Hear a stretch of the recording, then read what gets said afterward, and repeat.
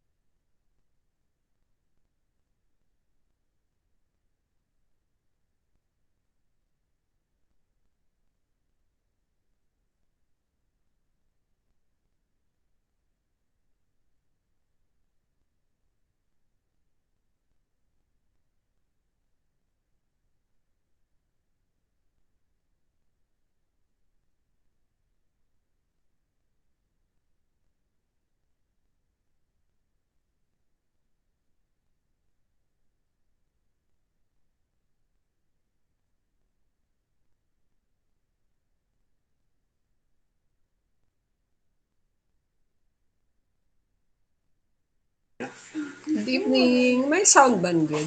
I can't hear anything. Nahirapan pa si Rain, madam.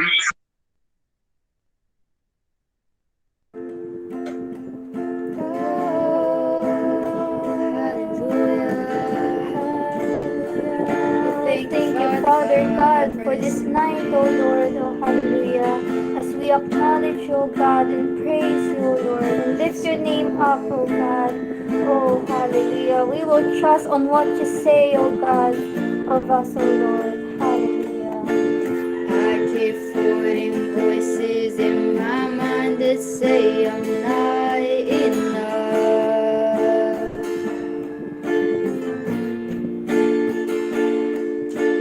Every single lie that tells me I will never measure up.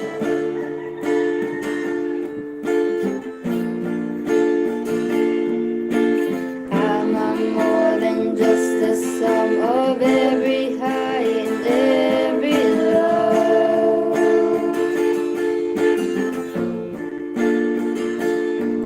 Remind me once again just who I am, because I need to know.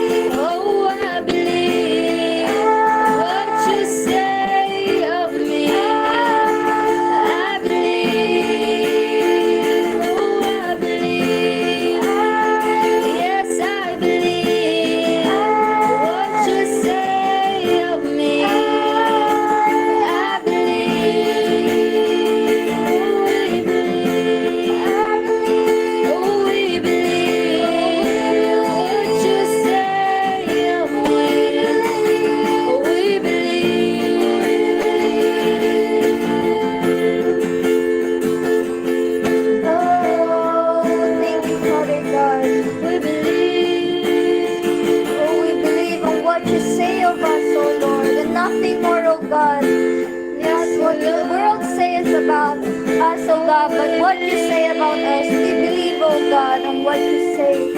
Only you, oh Lord. Oh, hallelujah, hallelujah. Thank you, Jesus, oh God.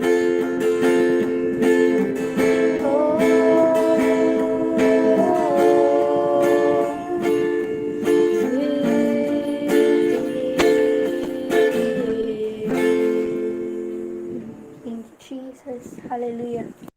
Hallelujah. Glory to God.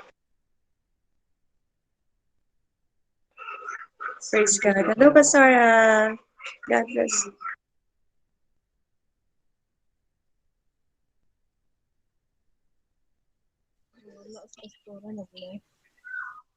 Hello, Pastora. It's your turn po.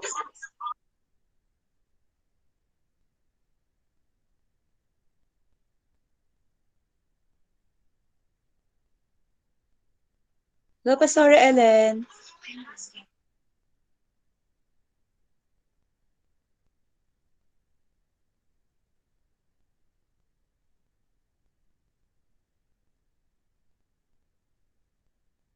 Pastora Ellen, you're on mute po. Ay, nag-left. Wait.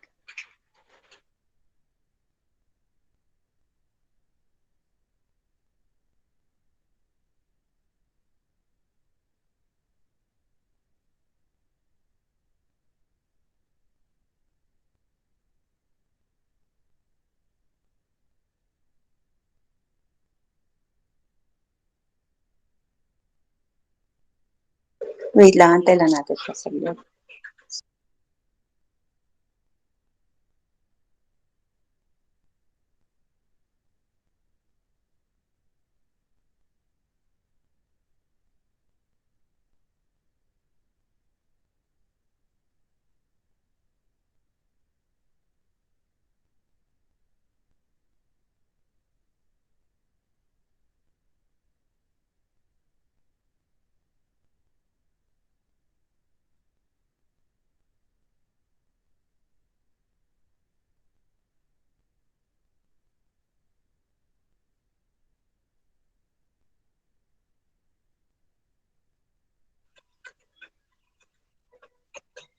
Nawawala. Nawawala.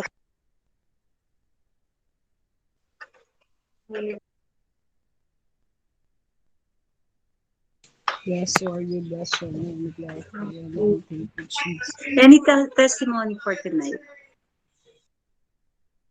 Amen. Ayan po. Praise God. Hallelujah. Glory to God.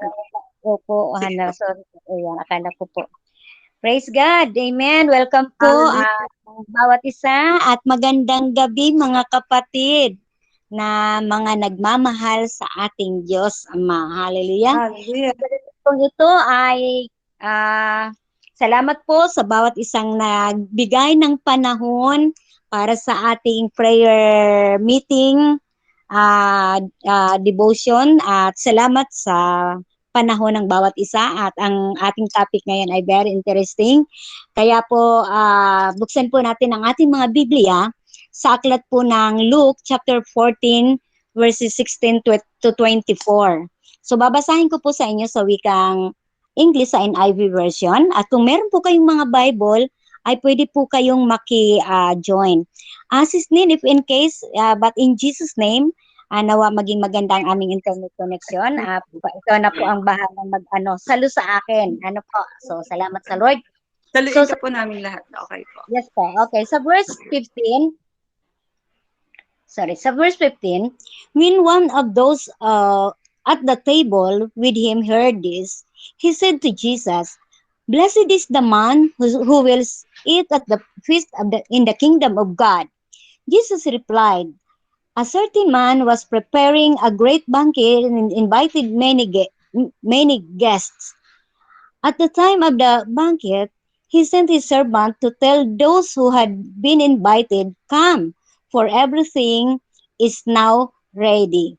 But they all alike began to make excuses. The first said, 'I have just bought a field and I must go and see it. Please excuse me.' And another said, I have just bought 5 yoke of oxen, and I'm on my way to try them out. Please excuse me. Still another said, I must get married, so I can't come. The servant came back and reported this to his master. Then the owner of the house became angry and ordered his servant, go out quickly into the streets and alleys of the town and bring in the poor, the crippled, the blind, and the lame.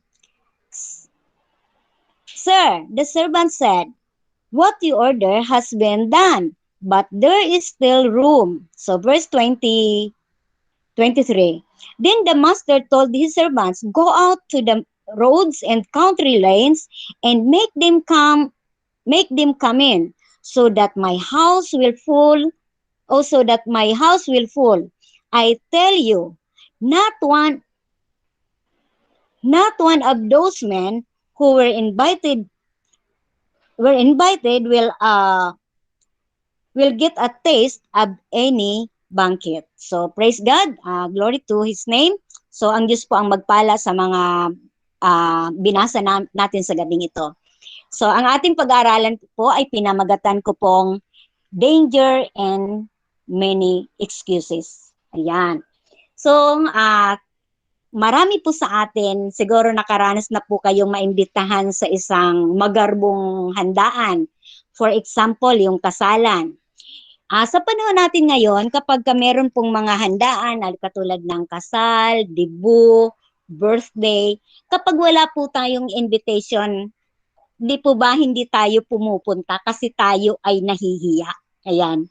At kapag tayo ay hindi pinadalhan ng invitation, ang siyempre nakakahiya naman na dumalo sa isang magarbong okasyon na ipinaghanda ng isang pamilya, na siyempre pinaghandaan. So ang tagpong ito sa gabing ito, parang katulad sa present situation natin ngayon na kapag merong mga handaan, siyempre paghahandaan mo ito, matagal pa, halimbawa ikaw ay ninang, matagal pa, bibili ka na ng magandang damit, bibili ka na ng regalo, at kung ano-ano pa, pinaghahandaan.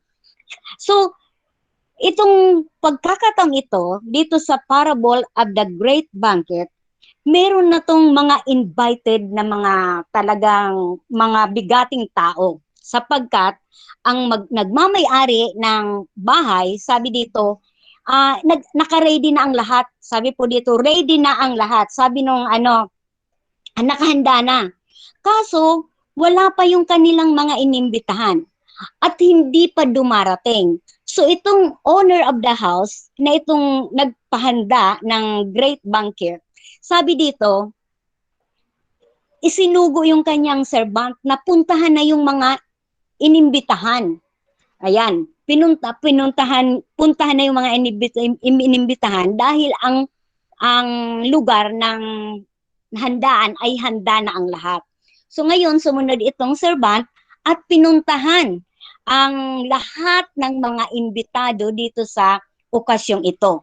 So, titingnan po natin mamaya. So, biblically, dito sa ating pag-aaralan, kung titingnan po natin mula sa chapter 14 verses 1 hanggang dito po sa 14, makikita natin dito yung tagpo na si Jesus Christ ay nandoon sa isang bahay ng, sabi diyan sa verse 1, one Sabbath, when Jesus went to eat at the house of the prominent Pharisee. So it means, itong tagpong ito, nandun si Jesus Christ sa bahay ng isang prominent Pharisee.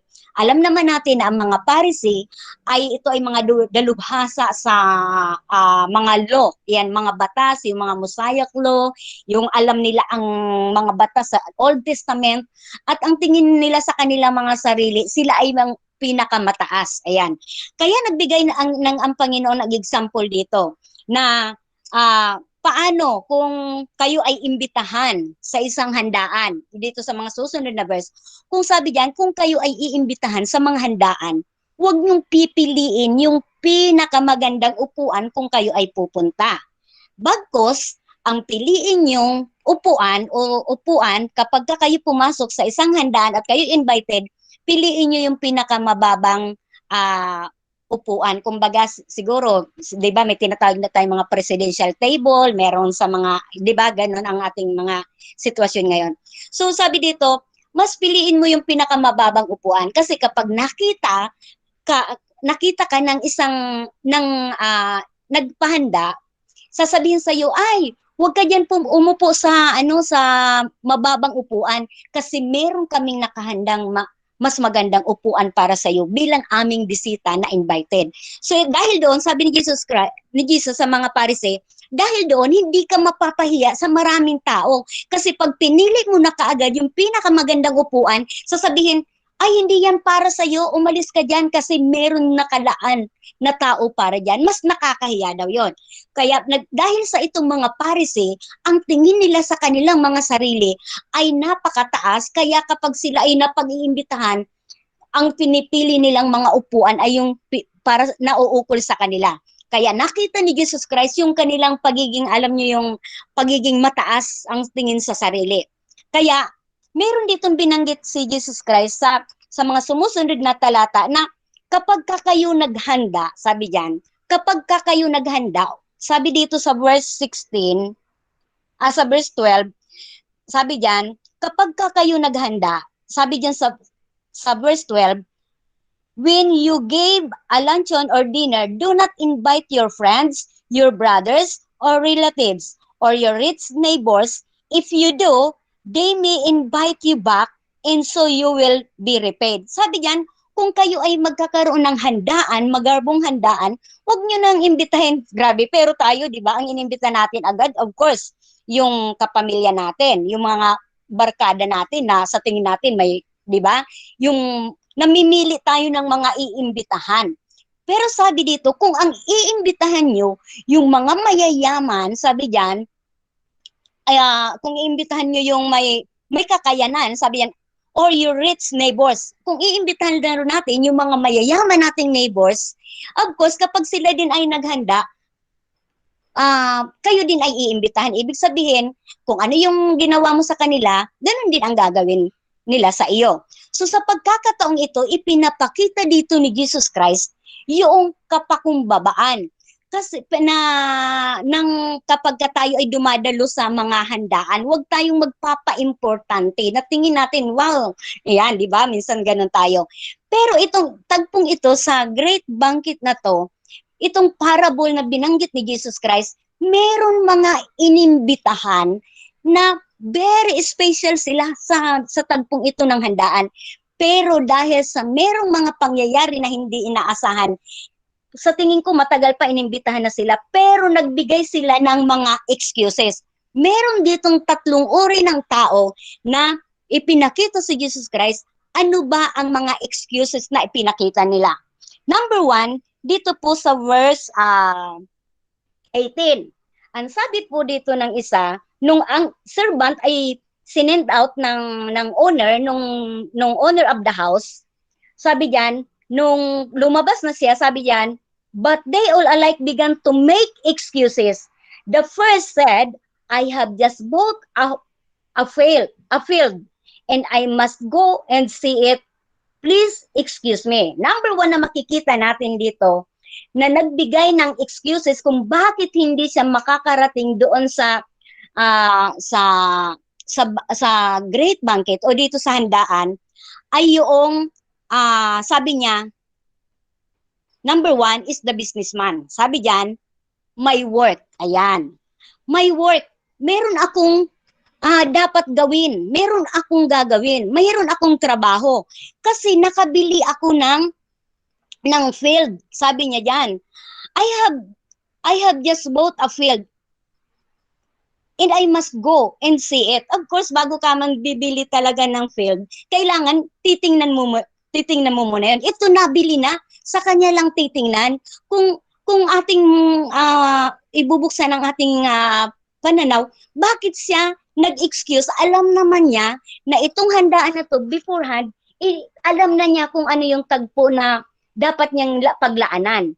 Pero, itong businessman na ito, sabi niya dito may work. So mga magulang at kapatid, Sino po sa inyo ang mga mahilig mag-invite ng mga kapitbahay, lalo na pag sa Panginoon sa gabing ito? Meron po ba ditong bagong imbitado na meron tayong prayer meeting tonight? Kung ikaw po ay isa sa naimbitahan na sa grupo na ito at ikaw ay bago ngayon, salamat sa Panginoon kung bago ka ngayon ay narito ka at never ka nagsabing, please excuse me. Katulad ng businessman na ito, I need to work. Ayan, may work. Kailangan kong magtrabaho, kailangan kong puntahan yung field. Kasi baka pag pinabayaan ko ito, masayang, mawala ang pagkakataon na ako ay kumita. Ayan, may mga pagkakataon, mga magulang at kapatid. Sabi din, pagkapatungkol sa Panginoon ang invitation, ang binabanggit dito ng Great Banquet, ito ay sa Kingdom of God. Kapag meron sa ating nag-imbita ng patungkol sa Panginoon, ano ba ang karaniwang mga excuses na sinasabi natin? Halimbawa, nag-invite ka, mayroon tayong Bible study. Ay, sorry kapatid, maglalaba ako. Marami akong gagawin. Ayan. How many times ba na bibigay tayo ng mga alibay o excuses kapag tayo ay naiimbitahan na magsamba, mag-Bible study, mag-prayer time, o merong mga pag-aaral ng Bible about sa Bible. And tonight, praise be to God, na tayo ay meron ngayong 39 attendees na hindi nagbigay ng anumang excuses na sasabihin mo, Pastora, Sister Nel, Brother Danny, admin, magluluto pa kami, mamamalingki pa kami, mag-aalaga ako ng anak ko, maglalaba ako, mamamalansya ako, and a lot of excuses. And you know what? Ang sabi dito, dahil sa mga excuses, noong nitong mga taong kanilang inibitahan, naggalit itong nagpahanda, itong owner of the house, sabi diyan. So, sa tingin po natin, kung sakaling mayroong ipinadala ang Panginoon sa atin na servant of God at inimbitahan tayo para sa gawain ng Panginoon at nagsimula tayong mag-excuse, sasabihin natin, sorry pastora, marami akong gagawin sa bahay. Sorry pastora, kailangan ko kasing magtrabaho. Sorry kapatid, sorry. Excuse. Ayan, marami tayong mga excuses, marami tayong alibay upang hindi mapagbigyan yung panawagan o yung alok para patungkol sa Panginoon. So, yung excuses, may mga excuses tayo na hindi katanggap-tanggap sa ating Panginoon. Lalo na kung ito ay patungkol sa pananalangin, tungkol sa pag-aaral ng salita ng Diyos, tungkol sa pananambahan. Meron na po ba kayong naimbitahan, dadalhin nyo sa Bible study? Tapos, how many years na iniimbitahin nyo, pero maraming alibay, maraming excuses, and until now, darating na lang si Lord, marami pa ring excuses.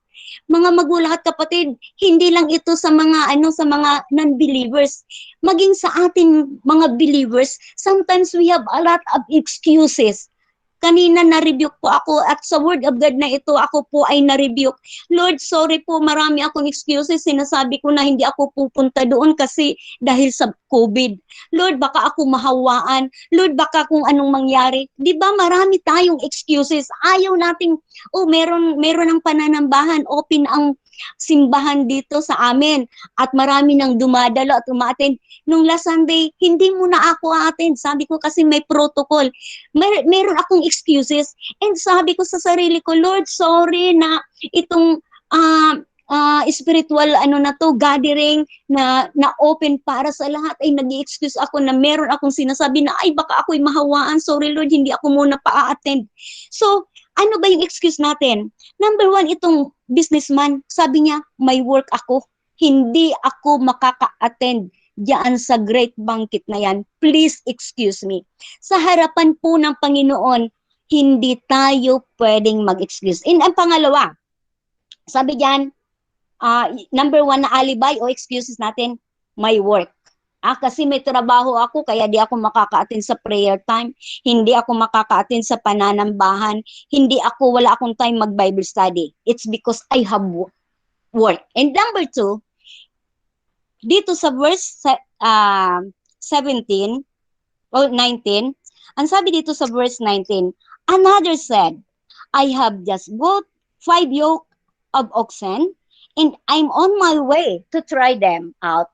Please excuse me. Ayan, may please pa talaga, di ba? Please excuse me. Number 2, my wealth. Ayan. Kung minsan, sabi po, hindi naman masama talagang yumaman. Katulad nitong, kasi nung panahon nila, kapag meron kang oxen, ikaw na yung pinakamayaman. Di ba? Yung panahon ni Jesus Christ sa tagpong ito. Kapag meron kang oxen, ikaw na yung pinakamayaman. Hindi lang isang oxen ang binili nitong itong taong ito. Sabi diyan 5. Sabi diyan sa verse 19, I have just bought 5 yoke of oxen. Grabe, di ba? 5 na oxen na kailangan niyang puntahan. Kailangan niyang tingnan. Grabe, di ba? So, please excuse me, hindi ako makakadalo.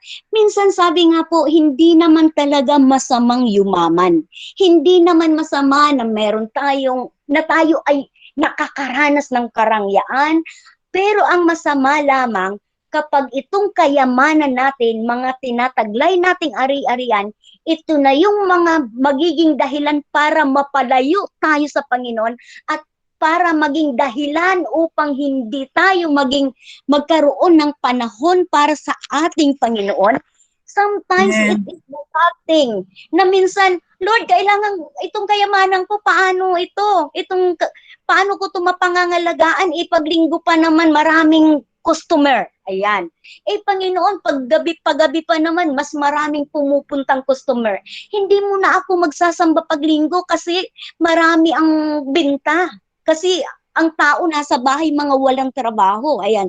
So, kapag yung wealth natin, yung mga kayamanan natin, doon na na-focus ang ating buhay, oras, yung panahon natin, ito yung nakakalungkot na mga pangyayari na minsan di po natin alam na bibigyan na natin ng kapighatian ang Panginoon kasi mas inuuna pa natin na pangalagaan yung ating kayamanan kaysa sa ating spiritual na kalagayan na kapag ang ating spiritual na kalagayan ay napabayaan at hindi ito nabusog ng mga spiritual na pagkain, unti-unti itong manghihina. At kapag unti-unti itong nanghihina, physically and spiritually, magkakaroon tayo ng sakit at karamdaman. So kapag ikaw ay nagkasakit, nagkaroon ka ng karamdaman, yung kayamanan mo doon din mapupunta sa pagpapagamot.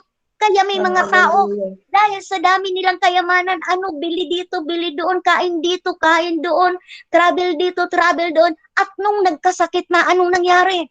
Naubos na yung wealth at napabayaan na yung relasyon sa Panginoon. Actually, ito ay isang reminder sa ating mga magulang at kapatid, gaano ko man katagal na sa pananampalataya.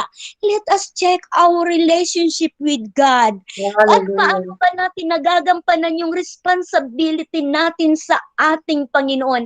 Napopokus ba sa mga bagay na meron tayo para hindi natin magawa yung panawagan at nais ng Panginoon sa ating buhay? Mga magulang at kapatid, yung kayamanan ay pagpapala yan. Amen po ba? Amen. Amen. We are blessed. Amen. We have a lot of things to thank God. Meron tayong bahay, meron tayong tinitirhan, meron tayong nakakain, meron ma-happy tayo. And I am really blessed doon po sa mga nagsishare ng about blessing. At talagang totoo naman, that is the purpose of God to bless us. But ang nagiging problema kapag ang ating attention ay na-focus na doon sa blessing, hindi na doon sa nagbi-bless. Amen? So, we need to think about it.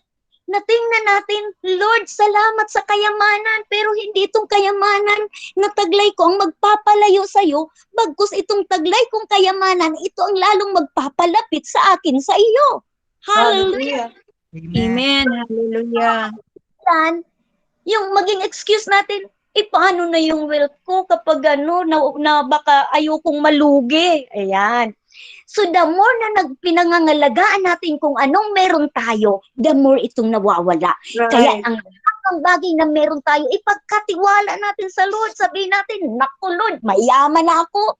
Pero itong kayamanan na to na kakamalin ko sa araw ng linggo, okay lang yun Lord, ikaw naman ang nagmamay-ari ng meron ako. Wow. Dahil Right. ikaw ang nagmamay-ari ng meron ako, iingatan mo ito at hindi ito mawawala. Hindi ako malulugi. Hindi ito mananakaw. Praise God. Because we know that God is the blesser. The one who provide, the one who gives us. Amen.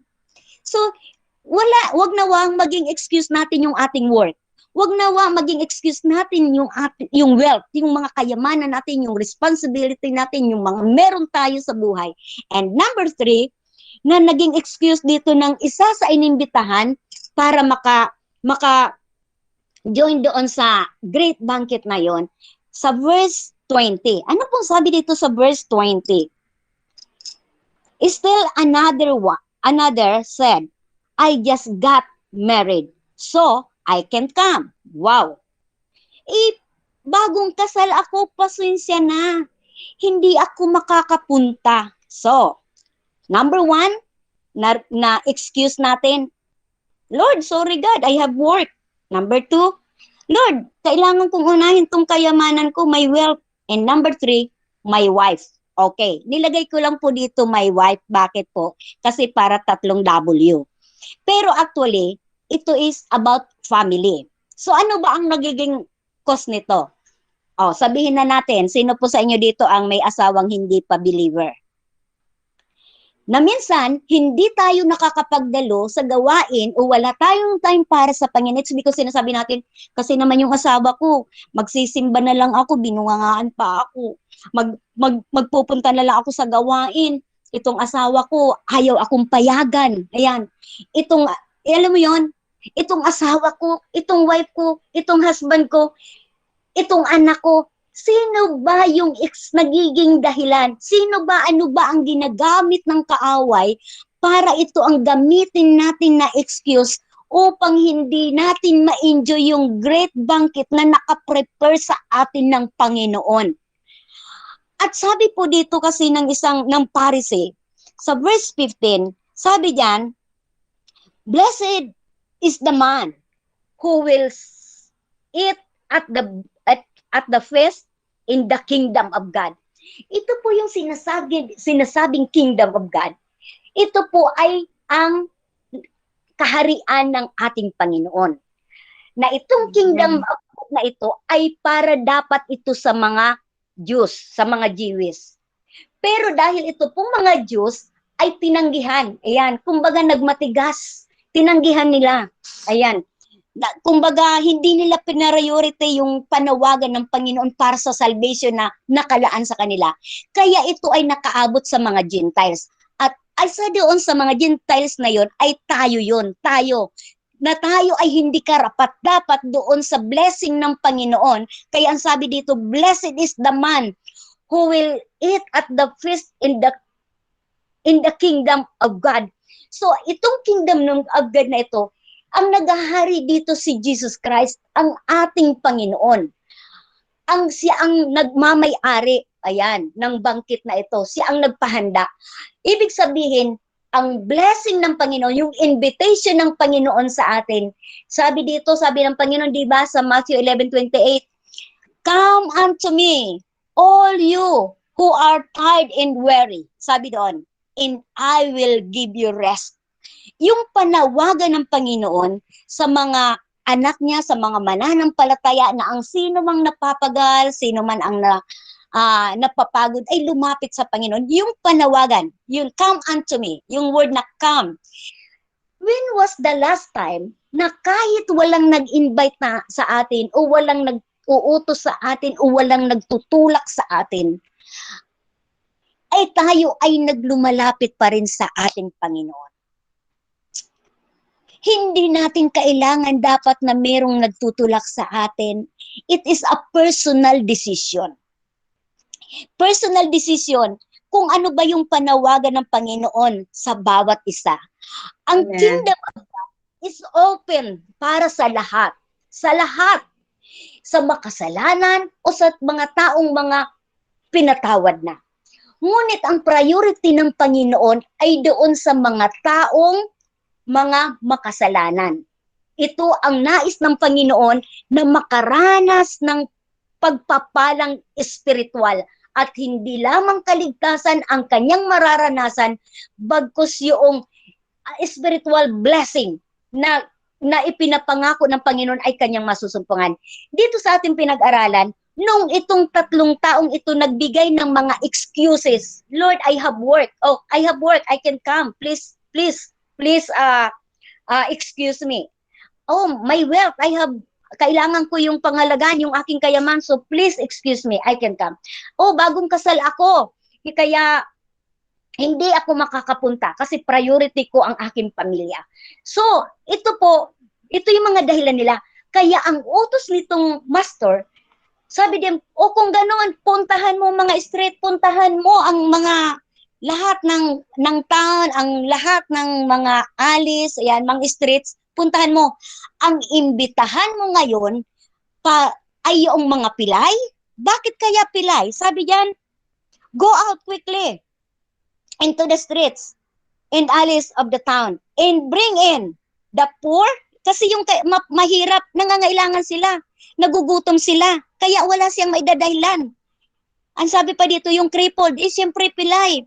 Hindi siya makakapunta sa bukid, hindi siya makakapagtrabaho kasi nga, crippled na siya. And the blind, yung blind, umaasa lang siya sa kapwa niya para kung saan siya po dalhin. Kaya hindi siya makakapagbigay ng dahilan. And the lame. So, itong mga depekto, na may mga depekto, may mga kapintasan, ito ang mga binigyan ng pangalawang pagkakataon na ibinukas itong Feast of the Banquet. Bakit po sa kanila ibinukas ng master, ang handaang ito? It's because itong mga mahihirap, mga pilay, mga bulag, wala silang maidadahilan. It means mga magulat kapatid, maaaring tayo ngayon nakakaramdam ng pilay ako ngayon, wala akong trabaho. Para sa iyo ang panawagang ito ng Panginoon. Maaaring sabi mo, Lord, nabubulagan ako kasi may mga desisyon na dapat ang hirap di ko makita ang liwanag kung ano ang dapat aking gagawin. O kung minsan sinasabi mo na, Lord, hindi ako ngayon makagalaw, hindi, parang pakiramdam ko pilay ako, kailangan ko yung tulong. Mga magulat kapatid, sa gabing ito, ano man ang sitwasyon mo, sino ka man ngayon, ang panawagan ng Panginoon ngayon, gusto niyang pagpapala, gusto niyang maging welcome ka sa Kingdom of God, sa Feast of the Kingdom of God. Gusto ng Panginoon na maranasan mo yung ino-offer niya. Hallelujah. Amen.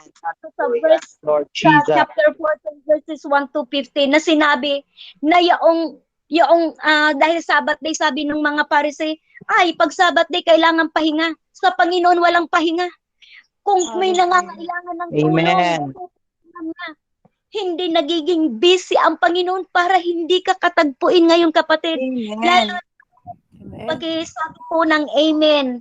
Pakisabi po ng amen. Kung sino man po at meron po dito ngayon na first time na dumalo sa gabing ito at ikaw ay hindi nagsabi ng Lord, excuse me, hindi ako makakadalo sa prayer time.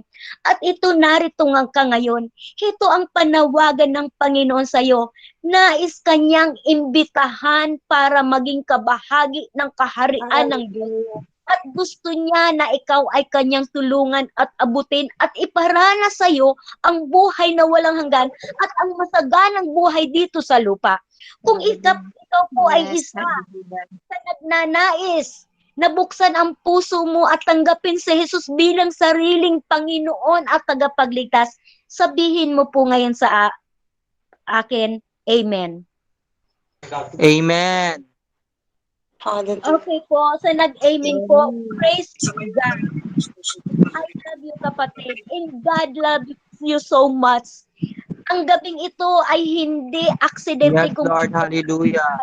kasama ka namin. Sa mga isang narito ngayon, hindi po aksidente na tayo ay magkakasama sa gabing ito. May ang Panginoon sa bawat buhay at pamilya natin.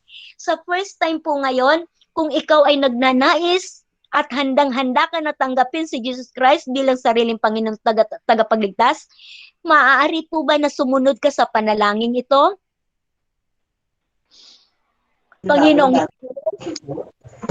Panginoong Isus, Narinig ko po ang iyong imbitasyon narinig ko po ang iyong imbitasyon na ang iyong kaharian ay bukas para sa akin. na ang iyong kaharian ay bukas para sa akin. Nais ko pong pumasok Nais ko pong pumasok at maging kabahagi at maging kabahagi sa iyong kaharian. ng iyong kaharian. Sa gabing ito, Sa gabing ito, humihingi po ako ng tawad humihingi po ako ng tawad kung marami akong dahilan at excuses. kung marami akong dahilan at excuses. Sa gabing ito, Sa gabing ito, bubuksan ko po ang aking puso. bubuksan ko po ang aking puso. Tinatanggap kita Tinatanggap kita bilang aking Panginoon bilang aking Panginoon at tagapagligtas ng aking kaluluwa. at tagapagligtas ng aking kaluluwa. Patawarin niyo po ako Patawarin niyo po ako sa aking kasalanan sa aking kasalanan mula pagkabata hanggang sa oras na ito. hanggang sa oras na ito. Nananampalataya po ako Nananampalataya po ako sa pangalan ni Jesus sa pangalan ni Jesus na namatay ka na namatay ka sa krus ng Kalbaryo. sa krus ng Kalbaryo. Ako'y patawarin Ako'y patawarin at linisin at linisin at ipadama at ang ipadama pag-ibig ko. ang Mula sa ulo ito, mula sa gabing ito. po, Hinihiling ko po Spirit na siyang tumulong sa akin muling tumulong sa akin na makasunod ako na makasunod ako sa iyong kalooban. sa iyong kalooban. Isulat niyo po Isulat niyo po ang aking pangalan ang aking pangalan lahat ng buhay. sa aklat ng buhay. Na sa iyong pumuling pagbabalik, Ako po muling magbabalik. ako ay makasama Ako ay makasama sa iyong kaharian. sa iyong kaharian. Salamat po. Salamat po. Ito po ang aking dalangin Ito po ang aking dalangin sa pangalan ni Jesus. sa ngalan ni Jesus. Amen. Amen and amen. Congratulations. Ikaw ngayon Congratulations. Bless. Hallelujah. sa January. Ang sino man tumanggap ay kanya maging anak ng Diyos. Dahil ikaw ngayon ay anak na ng Diyos, Amen. nang makakalapit sa trono ng biyaya ng Panginoon. At dahil ikaw ay anak na ng Diyos, ikaw ngayon ay malaya nang makakatawag sa Kanya ng Ama, Ama ko. Glory to God. Hallelujah. Hallelujah. Lord, Hallelujah. hallelujah. Congrats and God bless. Congrats, kapatid. Hallelujah. Praise God. Tayo po ngayon ay dadako sa pananalangin. Hallelujah, God. Makiisa po tayo sa gabing ito sa panalangin at manampalataya po tayo na merong gagawin ang Diyos sa gabing ito. Hallelujah. Father God in heaven, kami po ay lumalapit sa trono ng iyong biyaya. Lalo na po, Panginoon, sa prayer request, Panginoon, ni Sis Pips, Panginoon, ang prayer request po niya para sa pamilya ni Pamela Ann Ambong, Panginoon. Ang nais po nila ay magkaroon ng restoration sa family relationship, Panginoon, na magkaroon ng ma-enlighten po, Panginoon, ang puso at isip, Panginoon, ng live-in partner, na meron, Panginoon, pamilya na nag-aantay dito sa Pilipinas. Lord, hindi mo po nais na ang iyong pamilyang binuo ay mawasak. Hindi mo po, Panginoon, nais na ang pamilyang iyong binuo ay masira ng anumang gawa ng kaaway. Tonight, Lord, in the name of Jesus, Dito po sa prayer request ni Sis Pips, Panginoon, sa pamilya ni Pamela Ann Ambong, hinihiling ko po, Lord, na wasakin mo ang anumang gawa ng kaaway, Panginoon, sa buhay ng asawa, sa asawa, Panginoon, ni Pamela Ann Ambong, na ikaw po pagbubukas ng kanyang isip, na magkaroon siya, Panginoon, ng konsensya, na magkaroon siya ng takot, Panginoon, na magkaroon siya, Panginoon, ng conviction of the Holy Spirit, na ang kanyang ginagawa ay hindi karapat-dapat sa iyong paningin, at ang pakikidapin, Panginoon, ay merong kalakip na parusa, sapagkat ito ay hindi ka nais-nais sa iyong harapan. Oh, in the name of Jesus, Lord, I declare, oh God, let the power of the Holy Spirit move upon this family, na ma-restore ang kanilang relationship, na hindi ito masira sa pangalan ni Jesus. Kami nananampalataya na ikaw ang mamamagitan. Kahit, Panginoon, na sila ay nasa abroad, ikaw ay malawak, Panginoon, ang sakop ng kapangyarihan, Panginoon. Kaya mong huwagin anuman ang mga gawa ng kaaway sa buhay ng mga tao, Panginoon, na kanyang nasisira ng kaaway. And right now, Lord, in the name of Jesus, we release, oh Lord, the spirit of forgiveness. Release, oh God, the spirit of humbleness, oh God. Na dapat magpapagpabago, hingin ng tawad at humingi ng tawad sa kanyang pamilya. Oh, in the name of Jesus, hayaan po na ikaw ang mamagitan sa pamilyang ito, oh Lord. Hallelujah. Salamat, dinideklara na namin at nananampalataya kami pagkakang meron ka ng ginawa. Hallelujah, God. Hallelujah. Hallelujah. And also, Lord, we are praying, God, sa buhay, Panginoon, Mary Jessica Gabin, Panginoon, na matunaw po ang sis niya sa kanyang likod. Lord, in the name of Jesus, hinihiling ko po, Ama, sa pangalan ni Jesus at sa kapangyarihan ng banal na Espiritu, na pwedeng magtunaw at malusaw ang bukol o ang sistema sa likod ng kapatid namin ito. Ngayon pa lamang, winawasak na namin ito. Dididiktahan na namin ng matunaw kasi wala kang kapangyarihan sa katawan. Ang anak ko kapagat ito ay templo ng Diyos. Hallelujah. And right now, oh God, in the name of Jesus, we release healing upon healing in the name of Jesus. Ang kapatid namin ito na si Mary Jessica Gabin, Panginoon, ay magpapatotoo na ang bukol o ang sista ito ay natunaw na sa pangalan ni Jesus, sapagkat ikaw ang aming dakilang manggagamot. And also, Lord God, thank you for the healing. Hallelujah. We are also praying for Ace Mindrano, Panginoon. Lord, na kinasasangkutan niya, talagang grabe ang kanyang puso, Panginoon, na handa ng pumatay, maging ang kanyang tatay ay pinagbantaan ng patayin. Lord, ito ay isang nakakarimarin sa iyong harapan. Hindi mo, Panginoon, nais na ang tao ay pumatay sapagkat ikaw ang may hawak ng buhay. Lord, hinihiling ko po sa pangalan ni Jesus at sa kapangyarihan ng banal na Espiritu sa buhay ng Mindrano, Panginoon, walang imposible sa iyo. Kaya mo, Panginoon, pasukin ang kaibuturan ng kanyang puso, ng kanyang isip para mabago ang kanyang pananaw, maghambol daw sa iyo at humingi ng tawad at tanggapin ka bilang Panginoon at tagapagligtas, upang huwag maghari ang anumang gawa ng kaaway sa kanyang buhay in the name of Jesus. Halaan niyo po, Lord, na ang pamilya, Panginoon, ay mawala na ang trauma, ang galit, magpatawad in the name of Jesus. And I declare, O God, divine protection sa pamilyang ito na huwag mapanlanta o makapangwasak ang anumang gawa ng kaaway dahil sa galit, dahil sa winawasak namin ito in the name of Jesus. And we release the spirit of humbleness, and we release the spirit of love the family in the name of Jesus. Oh, God, hallelujah.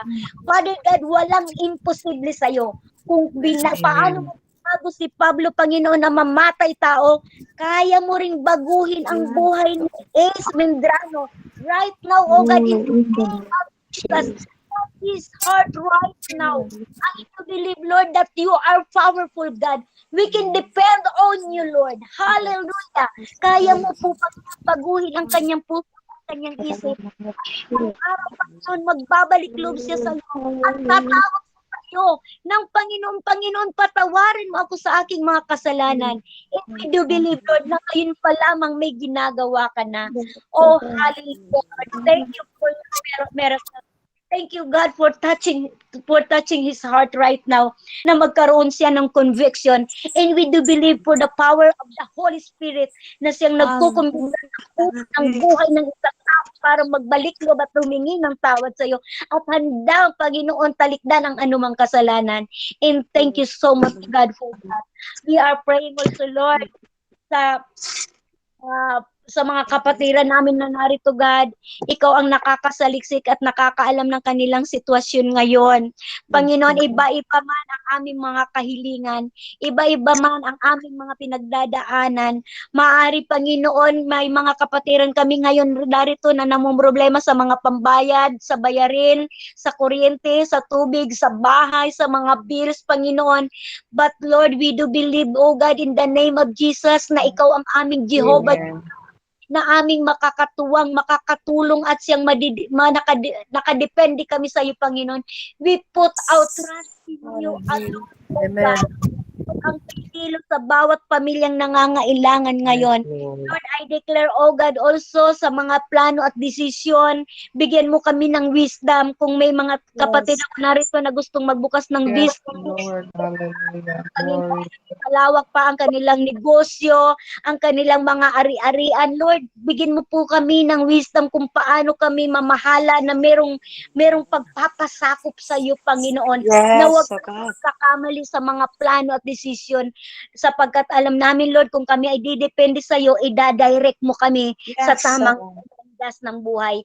And Lord, also I declare, oh God, divine healing, good health sa bawat miyembro ng pamilya ng mga kapatid kong kasama sa gabing ito. I declare healing. Yung mga may karamdaman, ngayon pa lamang, Lord, pinagaling mo na sila. And thank you, God, sa namin na iyon ang iniligtas, kagaya ng iyong pangako, na sinabi mo sa iyong mga salita na isa man sa sambayan manampalataya, ang buong sambayanan ay maliligtas, at kiniklaim na namin ito pa lamang. Thank you for that, Lord. We are praying also for financial blessing, oh God, financial breakthrough, freedom from debts, oh God, in the name of Jesus. Papalala sa mga utang, pagkakautang sa pagkakamit, Panginoon, ay iyong pinagpapala sa lahat ng mga. Hindi kami magkukulang sapagkat ikaw ang aming dakilang pastol at dinadala mo kami sa magandang lugar, Panginoon, upang maranasan namin ang iyong masaganang biyaya. Kaya sa I will declare freedom from debts, oh God, in Jesus' name. At sa mga naghahanap, Lord, I pray in the name of Jesus na magkaroon ng mga pintuan ng mga kumpanya para sa mga kapatid kong qualified sa trabaho. Magkakaroon, Panginoon, ng mga opportunities, blessing, oh God, na magkakatrabaho ang mga naghahanap. And also, I declare, oh God, sa mga bagong tumanggap sa Panginoon, sa grupong ito, I declare spiritual growth. Amen. Hallelujah. At kauhawan sa iyong mga kita na magsama-sama kami gabi-gabi na magpaalalahanan, magpalakasan, kumain ka ng spiritual na pagkain na napag-aaralan gabi-gabi. Pagkat sinabi mo sa iyong mga salita, Panginoon, na hindi lamang sa tinapay nabubuhay ang tao, kundi sa bawat salitang namumutaw, hindi mo sa bibig. Hallelujah. Ang salita mo aming pagkain upang kami magtagumpay, lumakas. Yes, Lord. Hallelujah. Kaya namin manggawa ng kaaway na huwag kaming malinlang kung kami ay puno ng iyong mga salita.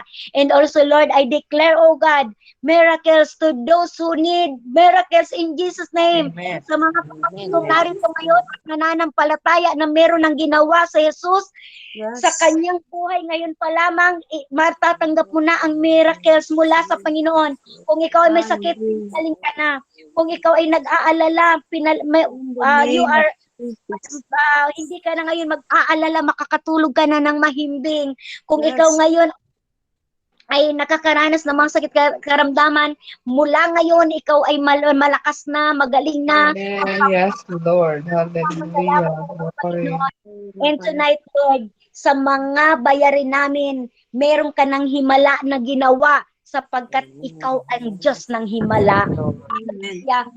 Maraming salamat sa gabing ito, Ama. Ang sarap magpuri, ang sarap lumapit sa iyo, Lord. I declare blessing, oh God, sa bawat isang narito ngayon na nakikinig. Lord, ngayon, magkakaroon na siya ng kapayapaan, magkakaroon na siya ng kagalakan, mapupuno ang kanyang puso ng pag-ibig, mapupuno ang aming puso ng pagpapatawad, mapupuno ang aming puso, Panginoon, ng pagtanggap sa mga taong nagkakasala at nagkamali sa amin. Ang aming bayanan ng pag-ibig at pagmamalasakit sa bawat isa.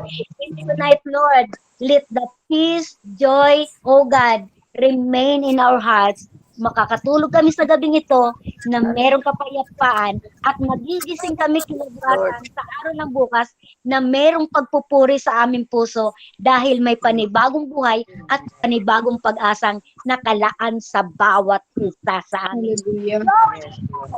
Let's be people right, oh God, in Jesus' name. In Jesus' name we pray. Unto God,